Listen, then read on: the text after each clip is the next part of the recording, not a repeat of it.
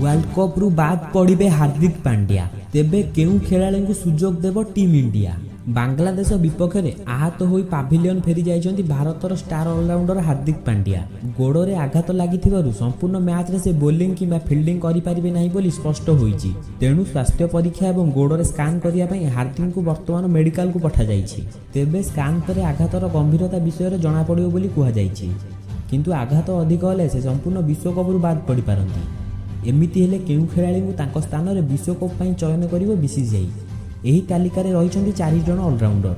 हार्दिक आघात पर मेडिकल पठा जाइथिबा सूचना भी देछि बीसीसीआई। एही 4 जन ऑलराउंडर हेउचंती अक्षर पटेल, दीपक चहर, शिवम दुबे एवं वाशिंगटन सुंदर। विश्वकप पई बीसीसीआई प्रथम पसंद रही अक्षर पटेल, किंतु आहत समस्या पई से शेष मुहूर्त में दल बाद पड़ता बेले रविचंद्रन अश्विन को सुजोग मिली। किंतु वर्तमान हार्दिक बाद पड़े दल में सामिल करें बीसीसीआई। द्वितीय रही दीपक चहर। हार्दिक पेस बोलिंग ऑलराउंडर भाव में दल में रही। तेबे दल में वर्तमान 3 जन स्टार स्पिनर थिबा बेले जड़े पेस बोलर को दल सामिल करने को चाहिए टीम मैनेजमेंट। एथिपाई दीपक चहर सर्वश्रेष्ठ विकल्प हो पारंती। पावर प्ले रे सुंदर बोलिंग करने सह दीपक भल बैटिंग करें। तेणु बीसीसीआई दीपक को दल में सुजोग दे पारे। तृतीय रही वाशिंगटन सुंदर। अक्षर पटेल व्यतीत वाशिंगटन सुंदर तालिका सामिल अच्छा।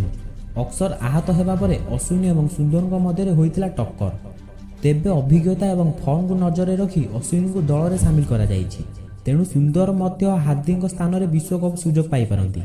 चतुर्थ स्थान में रही शिवम दुबे। हार्दिक विकल्प भाव शिवम दुबे भारत पर भल विकल्प हो पारंती। चेन्नई सुपर किंग शिवम गत 2 वर्ष में खूब रन करथिया बेले से पेस बोलिंग करि पारंती। तेबे भारतीय दल में बामहाती बैटर अभाव को से पूरण करि पारंती।